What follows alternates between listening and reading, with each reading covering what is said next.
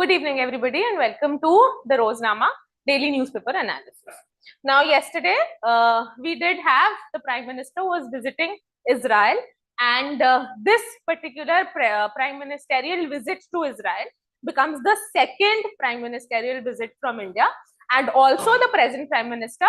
He was the first Prime Minister from India to ever visit Israel, and this time he is the same person, but this is the second Prime Ministerial visit from India to Israel. All right. So this is one thing that you have to keep in mind. Second is that the Parliament of Israel. Okay, the name of the Parliament is very, very important. That the Parliament of Israel is known as Knesset. Also, with respect to this, you need to know the names of the parliaments of certain other countries, which are very, very special and different. So Israel is Knesset. Then you have Duma, which is for Russia.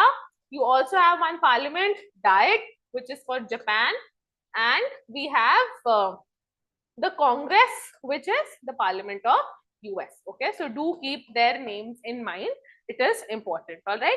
Now here, naturally, both the countries, they're going to align their entire agenda on anti-terrorism, counter-terrorism. So India has always vouched for something to counter terrorism. Just day before yesterday, India also launched its new security doctrine, which was Prahar. And last year, India had its own new anti-terror doctrine as well. So all of this India is doing to tackle terrorism within the country. And naturally, this particular war that is going on with Israel is also considered as a conflict between Israel and Hamas. Not the people of Palestine, but Hamas, which is also a terror organization, which is recognized as a terror organization, and it was established in 1987. Okay. So, and PM Modi became the first Prime Minister also to address the Knesset of Israel. So, all these facts are important, and because they are their firsts, that is why the entire news piece also becomes very important for you. Okay. So, go through the article, keep its pointers in mind for the exam. Okay. Then, day before yesterday, the Supreme Court, and specifically the present Chief Justice of India, Surya Kant, he pulled up NCERT, which is the major national council to undertake establishment of texts and books and publishing them for school curriculum, specifically in the CBSE boards. So in one of the class 8 books, they did mention about the judiciary, and they call that the judiciary is basically suffering from a lot of corruption, and corruption entailed like pendency of cases, too much of backlogs, etc. So the Chief Justice of India said that such remarks against the judiciary will not be entertained, and it must be removed. So the Supreme Court has taken a suo motu case against NCERT on this particular corruption remark. What does suo motu mean? Suo motu means on its own. And how is the Supreme Court entrusted to do this? It is under Article 142 of the Constitution, which calls for natural justice, that the Supreme Court can undertake any case within its ambit, suo motu, on its own, to ensure natural justice in the country. And this, the Supreme Court is empowered under Article 142 of the Constitution. Okay. Then, when the Supreme Court pulled up NCERT for it, NCERT has also issued a formal statement and apologized for the inappropriate textual material, which has called the judiciary corrupt. Okay. The same article continued in another newspaper. So, do go through it today. It is important. Then also this particular article, it is basically calling or centers around Article 19 of the Constitution. So Article 19 talks about freedom of speech and expression. All right. So this particular article here, this Supreme Court judge, Chief Justice Ujjal Bhoyan, he has basically said that under the ambit of Article 19, or on the pretext of using somebody's right to freedom of speech and expression, you can't, use satirical methods to insult somebody or to derogatory, make derogatory remarks. So what he's actually said, that it is constitutionally impermissible for anybody, be it the state or non-state actors, through any medium such as speeches, memes, cartoon, video, visual arts, etc., to vilify and denigrate any community. This is a given also, that Article 19 does give us the fundamental right to freedom of speech and expression, but then it does come with its checks and balances, being that you can't publish anything, can't write anything which is derogatory in nature. It shouldn't be that something that takes away the dignity of any person or authority. Okay, so again, go through it. An important one, the same article in the Indian Express. Okay, then right now we have the election commissions meet with the state election commissioners of all the states, and here the election commission has basically proposed innumerable things where the state election commissioners, state election commissions and the election commission of India must work in synergy with each other in terms of sharing EVM data, sharing electoral rolls, etc. And why is this important is because we have the Election Commission of India, which undertakes elections to 6 basic bodies, one of them being the Central Parliament and the state legislative assemblies. All right. The state election commissions are specifically created to undertake elections to the local bodies, that is the municipalities and the panchayats. So generally, it is seen that there is a discrepancy in the electoral rolls that are made in a state only for the elections to the state legislative assemblies and the electoral rolls that are made by the state election commission for elections to the panchayats and the municipalities. All right. So the central election commission is asking them to streamline all of them together so that it could be put in together in the ECI net digital platform. Okay. Again, a good article and piece of information that is important. Then recently there was a right to information plea that was filed in to get the details of the VBG Ramji Act. All right. Now VBG Ramji Viksit Bharat Gramin Rozgar Evam Ajivika Mission, Guarantee of Rozgar and Ajivika Mission Gramin Act.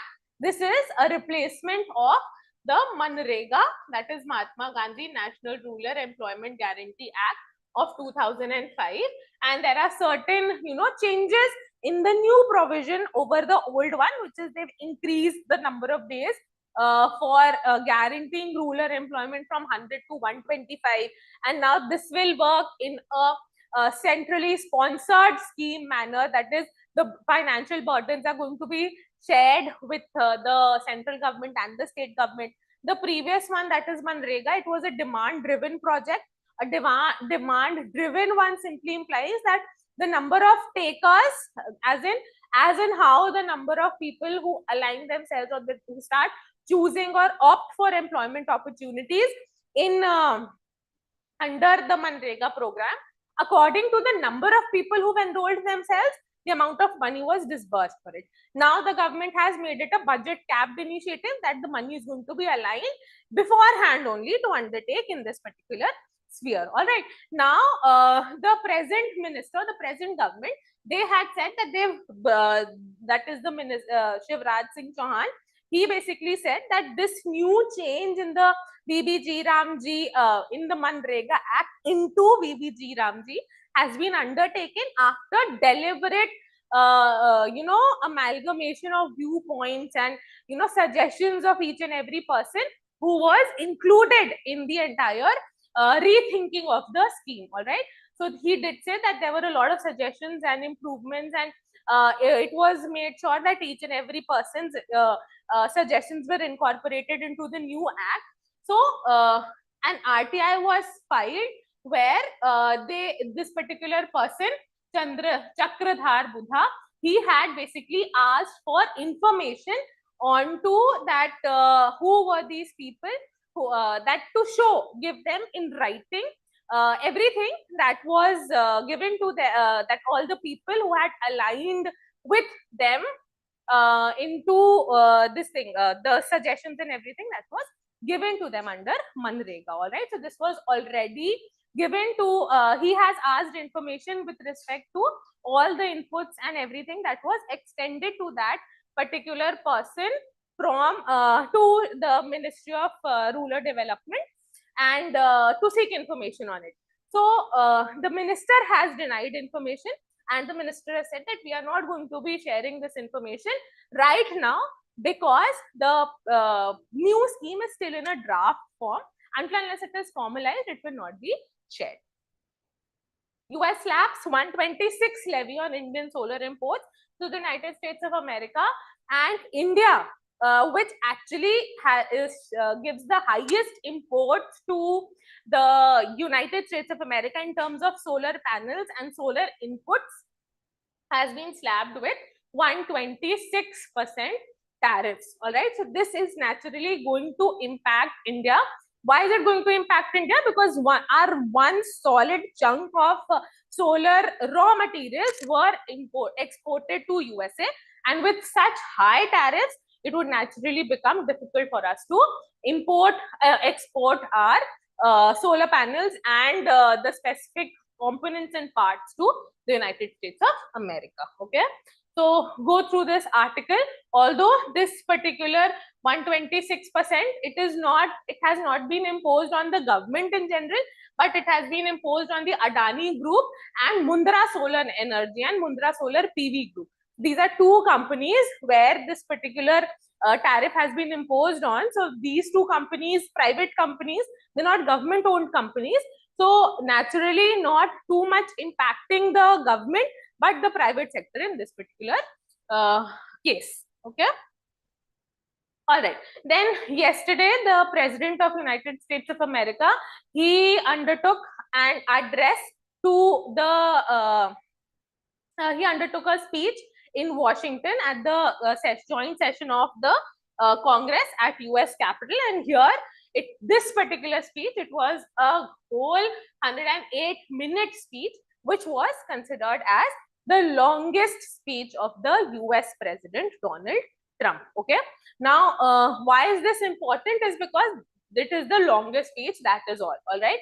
And here in this speech, he's only made XYZ claims, and he's, gone out and about to say that how good things the US has undertaken, and how it was not a good decision by the Supreme Court of USA to strike down tariffs, and the US has undertaken many initiatives to bring about, to make America great again. All right.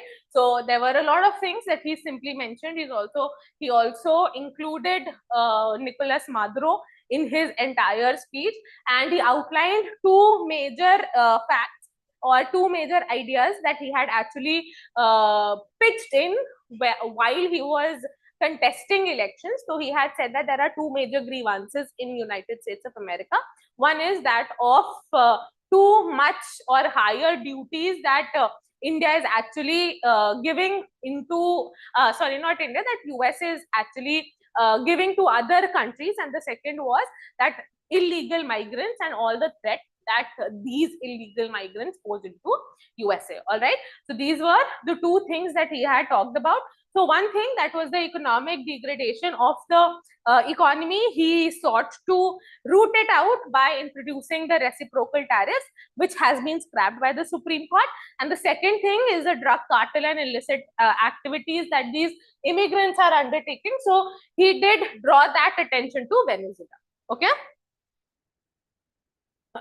All right. Then the Treaty on Chagos deal has been paused as of now, and UK is undertaking discussions with US. Okay.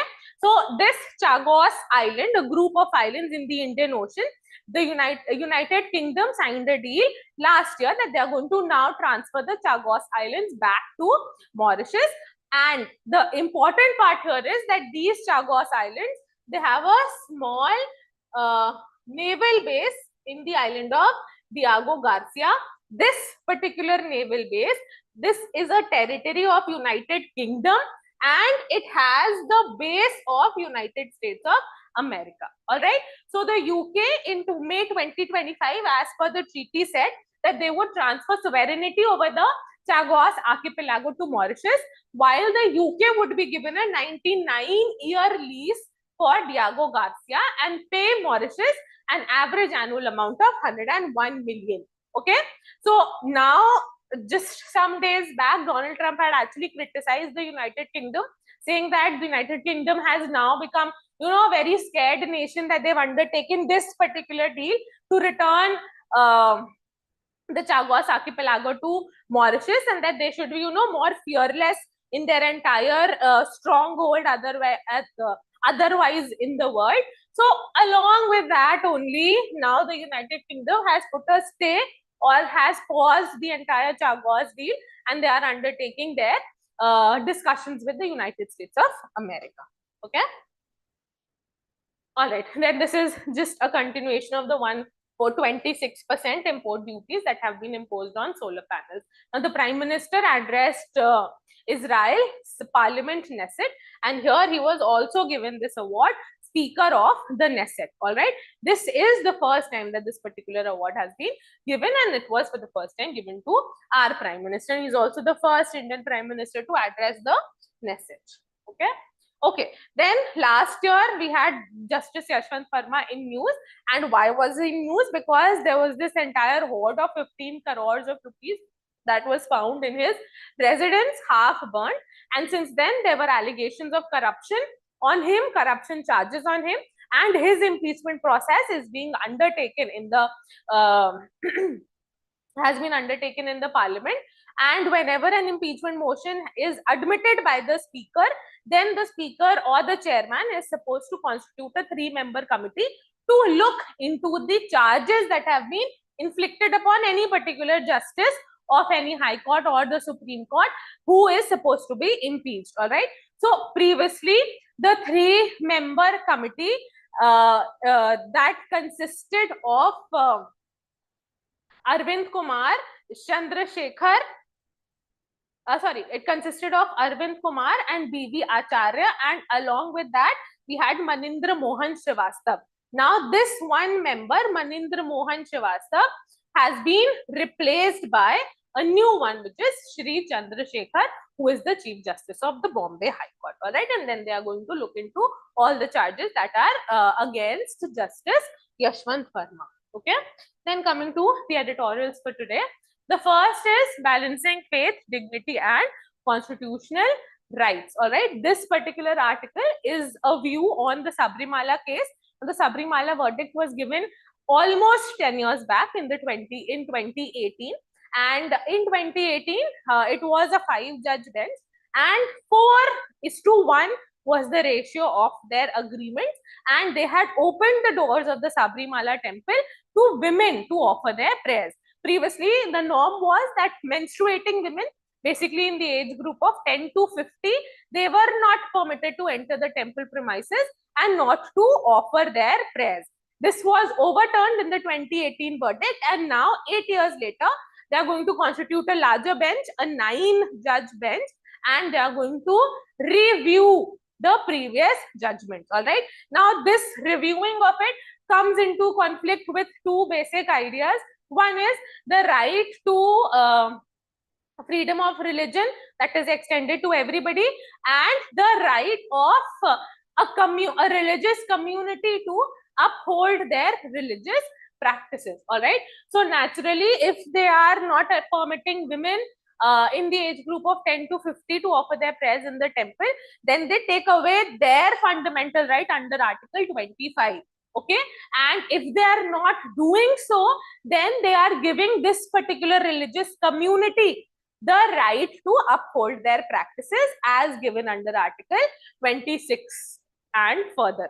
Okay, now the question here is that people who visit the Sabrimala temple or offer their prayers in the Sabrimala temple, they don't belong to one particular different community, that their religious practice must be protected.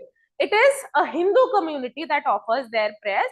So naturally, it is a major conflict between Article 25 and Article 26. Okay, so do go through this article. They also talk about a basic provision, a basic idea, which is known as the concept of anti-exclusion test. Okay, so do go through it. It is an important article. Then coming to the next one, the LLMs. All right, now LLMs have been in news, which is large language model. During the AI Impact Summit, we had a Bangalore-based startup, Sarvam AI, which released 2 large language models. The large language model, India already has a mission under large language model, that is a scheme, which is Bharat Gen AI. A few days back, we had an update on it. So Bharat Gen AI is a large language model that seeks to translate a large number of textual repository of the government into 22 scheduled languages. Okay. As of now, I think it has a translated repository of 15 languages, around 15 languages, which it seeks to increase. Now, what is the problem in this particular agenda is that LLMs, they operate on large number of graphic processing units. These GPUs are very, very expensive, and the government has to subsidize these GPUs. So the government has commissioned around 36,000 GPUs under India AI mission to facilitate establishment of large language models. And as of now, today in the global world scenario, LLMs are very, very important and as an imperative part of harnessing artificial intelligence. So do go through the article. The entire ambit of LLMs, Bharat Gen XI, etc., has been undertaken by Ministry of Electronics and Information Technology. Okay. Then the next article is on carbon capture and utilization. This year in the budget, the government had outlined a significant chunk of money to enhance the carbon capture and utilization infrastructure in the country, as well as to boost its growth in the country. What is carbon capture? Carbon capture simply implies that and its utilization. So carbon capture is that whatever production process, any process that the government is undertaking, taking it naturally entails release of a large quantity of carbon dioxide. Okay, so the purpose is that as much amount of carbon dioxide that is being released by the government by any production process, the equivalent amount of carbon dioxide is captured, sequestrated, and also now utilized. Okay, so this will result in a circular economy. So circular economy, that whatever is our beginning point, we eventually come back to that point itself. Okay, so again, go through it. It's a good article. This is the basic idea of the article. Why is the government pushing so much towards carbon capture and utilization? Only to achieve our net zero carbon emission target by 2070. Okay. Then this article talks about El Nino and La Nina. So El Nino is a warm ocean current that occurs along the coast of Peru in South America, and this current basically occurs during the month of December. But this current is a very, very warm current, and it raises the temperature of the entire Pacific Ocean, which makes the southwest monsoon winds very, very weak in India. Because instead of getting attracted to the high temperature in India, these southwest monsoon winds, which are rain-bearing winds, they get attracted towards the hotter Pacific Ocean region, and we experience drought-like conditions in India. Naturally, or on a whole, this El Nino effect generally occurred between 3 to 5 to 7 years on an average. But because of climate change, its entire frequency increased. The opposite of El Nino is La Nina, and La Nina is a cold current. So whenever La Nina occurs, the entire surface temperature of the Pacific Ocean is very, very cool, which enables greater or much better monsoon in India. All right. Now scientists are basically saying that now El Nino, which was basically very, very cyclical in nature, now more instances of La Nina are being experienced as compared to El Nino, and this is naturally due to climate change that is caused by humans. Okay. All right. Then this particular article is just an analysis of the recently struck down Trump tariffs by the Supreme Court of the United States of America. So when Donald Trump took up his second term as the president of the United States of America, he came with this entire idea of making America great again. And to do this, the first thing that he wanted to do was to do away with, or just to bring a balance into the entire trade deficit that America was suffering from. So to do this, what he did was that he invoked an act which was known as IEEPA Act. All right, this IEEPA Act was basically known as the International Economic Emergency Protection Powers Act, and he invoked this article and he slapped reciprocal tariffs on each and every country, or whichever country that he felt was necessary. Then the Supreme Court struck down his initiative of reciprocal tariffs, saying that the executive is not empowered to invoke or implement reciprocal tariffs. It is only the legislature or the Congress of the United States of America that can do so. So Donald Trump reversed his decision, not reversed, he just invoked another act of United States of America, which is the Trades Act of 1974. This IEEPA is a 1997 act. 1974 Trade Act permits that he can impose tariffs of 15% maximum, and that too also for a maximum of 150 days. All right. So the judiciary has basically drawn a line, and the judiciary has shown the president there that the executive is not vested this power. It vested with this power. It is only the legislature that can do so. Okay. So you can go through this article. This is the basic crux of the article that I just talked about. All right. Then this article written by Shashi Tharoor is a wonderful article which actually draws our attention to the fact that recently the Indian budget has shown that this year's defense alignment has been majorly very high, an improvement of 15.19% from last year's budget. So this year, the entire defense alignment is 7.85 lakh crore rupees. Last year, it was 6.81 lakh crore rupees. So when there was this 15% hike in this year's defense allocation, which is naturally a non-productive expenditure, there was a lot of criticism that was showered on the Indian government's decision, saying that India must not make so much of monetary alignments to defense, which is an unproductive activity, or which is an unproductive unproductive activity and unproductive sector. Instead, more welfare programs and everything must be undertaken. So through this article, he's basically said that this entire expansion of the budget of the government is not, unnecessary. This is a majority. This is the government showing its maturity, because it is imperative that the government must expand its defense capabilities, not because we want to increase our militarism, or we want to portray that we are one country which has a lot of armaments, etc. But this is important so that other countries, specifically our neighbors, they must think before they undertake any attacks on India. All right. So he says that this is majority to recognize that peace is preserved not by absence of arms, but by establishment of credible deterrence. Okay. And it is a good thing that India is doing so. All right. Okay. Then this particular article gives us a good detail into America and Iran today, and how America is just moving forward with whatever haphazard, obnoxious policy that America has towards Iran, without any concerted plan or concerted thought put in together to undertake a peaceful resolution of whatever differences that exist between Iran and USA. All right. So both are too much on the verge of a war.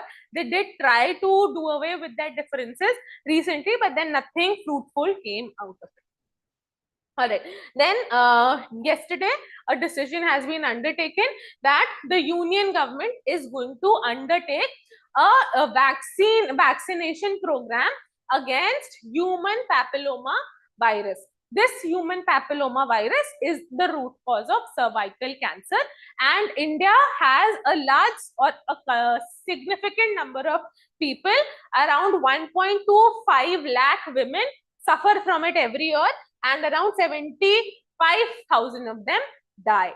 So generally this particular virus, it spreads after a girl has surpassed her puberty stage. So the government has rolled out this entire program saying that the government is going to provide vaccination in all government outlets, government hospitals, where girls who have reached 14 years of age can go and get themselves vaccinated. Okay.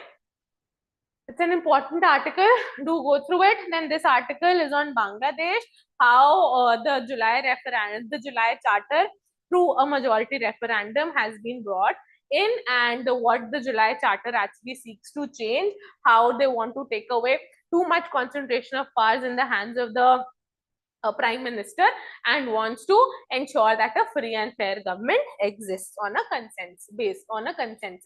Okay. All right. Then we had the Milan exercise that was ongoing in Visakhapatnam. So it has concluded yesterday. Then Rajasthan had a particular policy that anybody who had more than 2 children or anybody who had leprosy, they were not permitted to contest elections to panchayat and municipalities. This 2-child policy was simply brought in to tackle the growing population of the state, to ensure that population is controlled in the state. So Rajasthan has taken the decision to do away with this. Then Pope Leo, he is the present Pope of Vatican, Pope Leo 14, and he is also the first American Pope to hold this office. All right.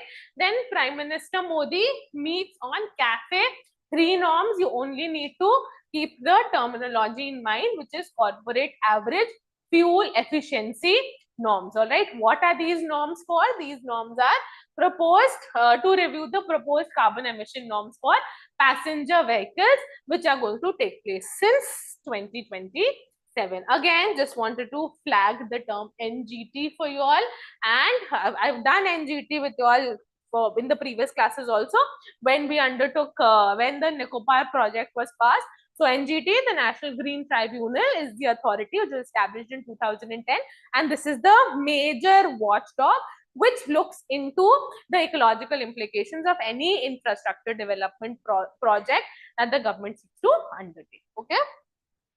So that was all for today's newspaper analysis. I hope it was a wonderful session for you all, and I'll see you all soon with the next one. Thank you.